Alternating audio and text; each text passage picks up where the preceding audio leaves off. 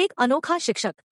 एक छोटा सा रामपुर नाम का शहर था। वहाँ एक दीपक नाम का लड़का रहता था। दीपक पढ़ाई में बहुत अच्छा था। उसे पढ़ाई करने में बहुत रुचि थी। पढ़ाई करके वह अच्छे से जीवन जीना चाहता था। पढ़ाई पूरी करने के लिए दीपक बड़े शहर में गया। दीपक बहुत मेहनती था। उसने मेहनत करके अपने कॉलेज की पढ़ाई पूरी की और जल्दी उसको नौकरी लग गई।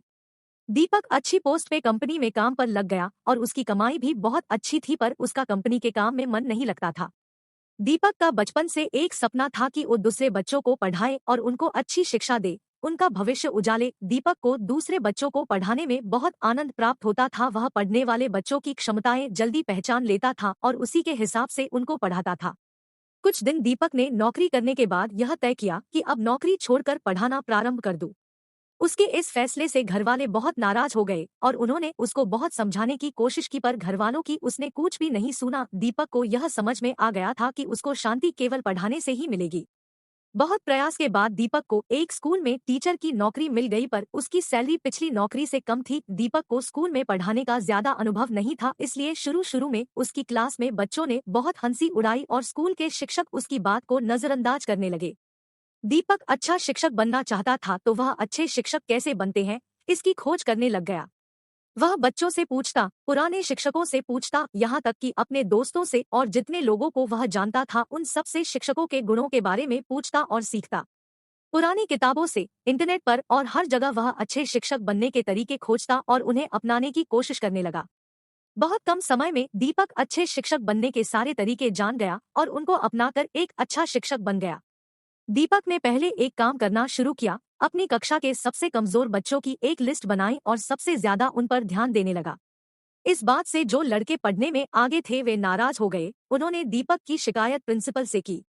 प्रिंसिपल ने जल्दी ही सभी शिक्षकों की मीटिंग बुलाई और दीपक को इस बात के लिए डांटा, पर दीपक का मानना यह था कि जो बच्चे कमजोर हैं उन पर ज्यादा मेहनत की जानी चाहिए, तभी वह आगे आएंगे।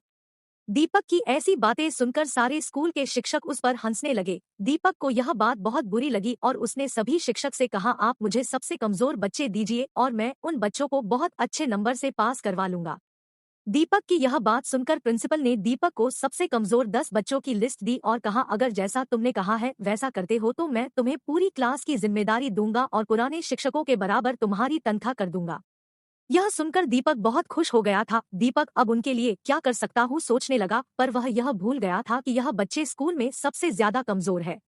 दीपक ने एक महीना तो उन बच्चों को सिर्फ यह विश्वास दिलाने में गुजार दिया कि वह भी पढ़कर अच्छे नंबर ला सकते हैं और जिन बच्चों के नंबर अच्छे आते हैं वह कोई असाधारण नहीं होते, तुम लोगों जैसे ही है, बस वह समय पढ़ लेते हैं। दीपक ने उन बच्चों पर बहुत मेहनत की और दिन रात उनको पढ़ाने में लगा रहता। बच्चों को पढ़ाने के लिए अलग अलग तरीके सोचने लगा जिससे उनको कठिन से कठिन विषय भी आसानी से याद रहता। दीपक की यह मेहनत बच्चों पर असर कर रही थी और उनका मनोबल भी बढ़ रहा था। अपने बच्चों में आए इस परिवर्तन को देखकर उनके माता पिता भी अधिक खुश थे। जो बच्चे अब तक बहुत कम नंबर से पास हो रहे थे या फेल हो जाते थे वह भी अब घर में बहुत देर तक मेहनत करते थे, क्योंकि उनको दीपक बहुत अच्छे से समझा रहा था। दीपक उन बच्चों पर बहुत मेहनत करने लगा। दीपक की कम तनख्वाह से उसके घर वाले बहुत दुखी थे, पर दीपक को पढ़ाने में लगन देखकर उसके माता पिता को भी यह संतोष हो गया था कि यह बहुत जल्दी एक बड़ा शिक्षक बन जाएगा। बच्चों की परीक्षा पास आ गई और दीपक ने जिन बच्चों की जिम्मेदारी ली थी वह बहुत अच्छे नंबर से ही पास नहीं हुए, बल्कि उनमें से 3 लड़कों ने पूरे स्कूल में टॉप कर लिया था। दीपक के इस काम से स्कूल के सभी शिक्षक प्रभावित हो गए, पर प्रिंसिपल को इस बात से बहुत दुख हुआ, क्योंकि उसकी लड़की जो हर बार टॉप करती थी इस बार तीसरी आई थी और वह लड़के जो हमेशा पीछे रहते वह बच्चे टॉप कर गए, पर जिनको दीपक ने पढ़ाया था वह प्रथम आए थे। गुस्से में आकर प्रिंसिपल ने दीपक को स्कूल से बाहर निकाल दिया। प्रिंसिपल के इस कार्य से स्कूल के सारे शिक्षकों को बहुत बुरा लग रहा था। स्कूल बड़ा शांत था, पर बात बस इतनी सी थी कि प्रिंसिपल की लड़की का स्थान तीसरा आया, जबकि उसमें दीपक की कोई गलती नहीं थी। दीपक इस बात से बहुत दुखी हुआ, पर उसने हिम्मत नहीं हारी। उसने दूसरे स्कूल में नौकरी तलाशी और कुछ ही समय में दीपक पूरे शहर में पढ़ाने के लिए प्रख्यात हो गया और उसके बहुत सारे विद्यार्थियों ने सफलता प्राप्त की। निष्कर्ष, एक सफल शिक्षक वही है जो कमजोर से कमजोर बच्चे को भी कठिन से कठिन विषय को आसानी से समझा पाए। शिक्षक को हमेशा सभी विद्यार्थियों को एक समान देखना चाहिए और उनके हुनर को पहचान कर एक नई दिशा देनी चाहिए।